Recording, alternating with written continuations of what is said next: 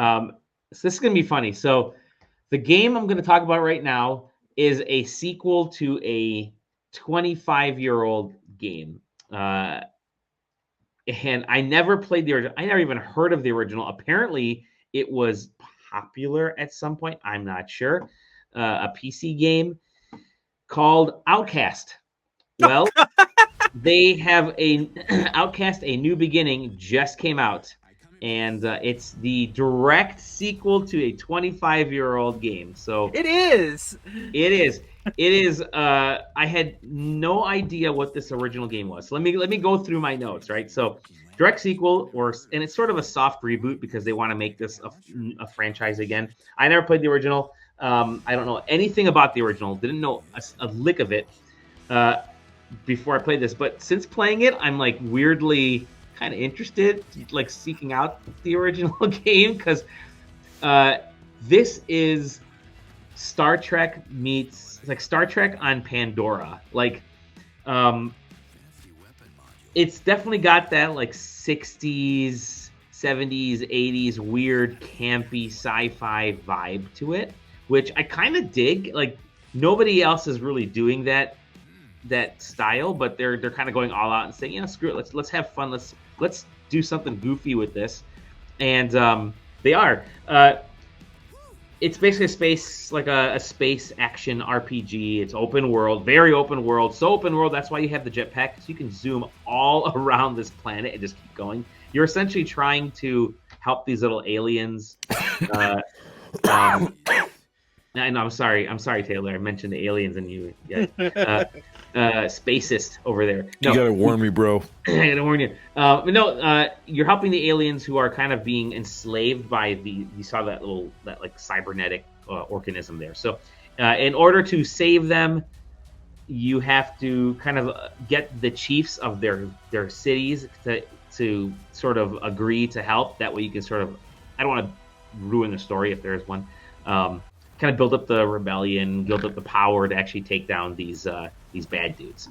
Do this release trailer here, and so premise-wise, that sounds fine. Whatever. It's not like a wild story or anything. It's nothing memorable, which was why I was struggling to try to get through it. But the design of the world is so freaking cool. I mean, color and hue and visual fidelity. I really love the fact that you can like stop and just stare at everything. Like there was an Avatar game that came out earlier. Look at this. Look, it looks cool. There was an Avatar game that kind of came out earlier in the year, or last year, was it? And this has that definite vibe because everything is really lush and alive. You don't see that enough in games these days. Like anytime you see space, it's just like rocks. Like Starfield obviously just gave us rocks and gave us like desolate planets, and a lot of other space games will be like post-apocalyptic worlds. This has a lot of life in it. It's just so nice and refreshing to go through and look around the planet. Like there's like plants everywhere that make you kind of want to stop and become a space botanist in a weird way. Like there's like the very first plants you come across are these like sort of spiky ball things, and I kept stopping and just followed the tendrils of this plant, the vines, all the way around because it was just really well put together. I'm playing it on the Steam Deck, and it's keeping up really well, and it looks really good on the Steam Deck. I mean, yeah, it's not like 4K or anything, but it looks really good on the Steam Deck. Obviously, it's over-the-shoulder battles, and it's kind of wild because it actually, like, I see the original Outcast in this do you? game. Okay. Yeah, okay. like, I can see, like, this definitely is a new Outcast.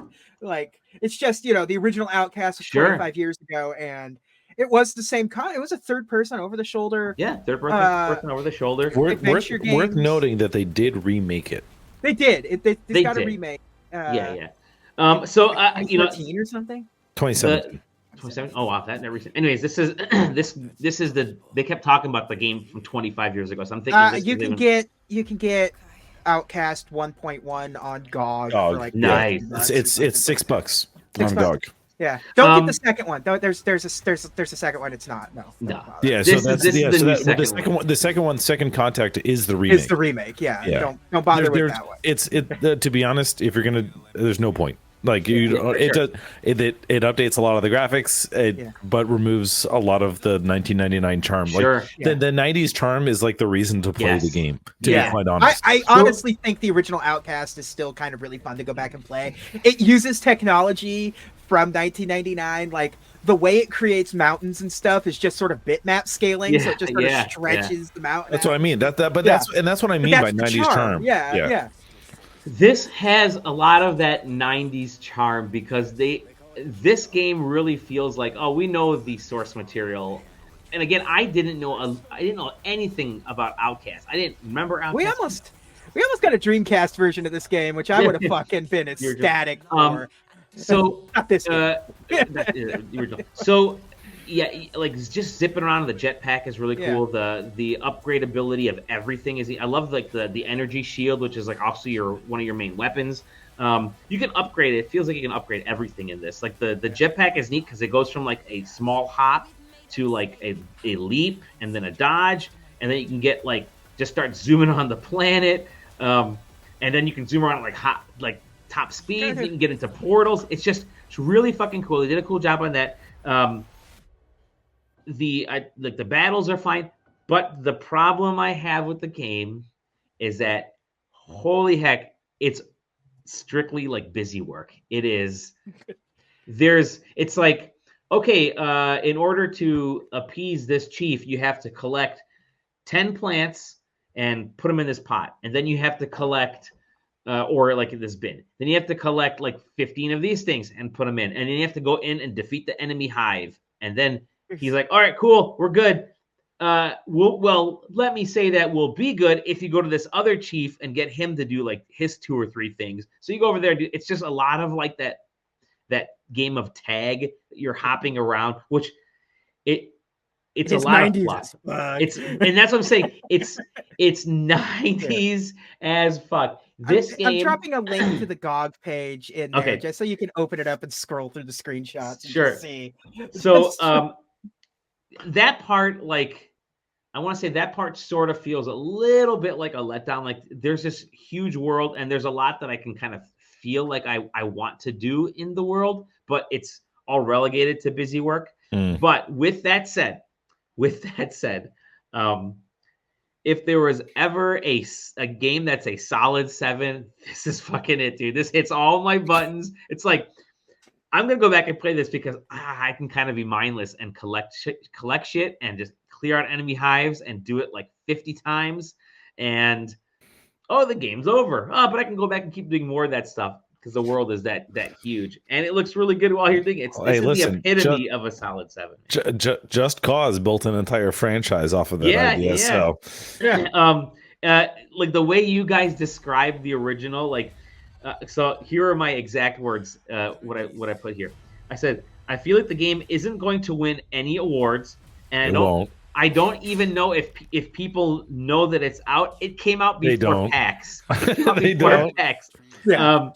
And so I had the review code sitting in my email thinking that it was like mid to late April. And I had to check and I'm like, oh shit, no, this is May 14th, not April 14th. So I finished up as much as I could of the game so I can make sure that I got enough of my thoughts in there. And I had to look to see how long. And then I started really getting sucked into it because I felt, oh crap, I'm kind of liking the dumbness of this experience, the silliness of this experience. And I'll say this,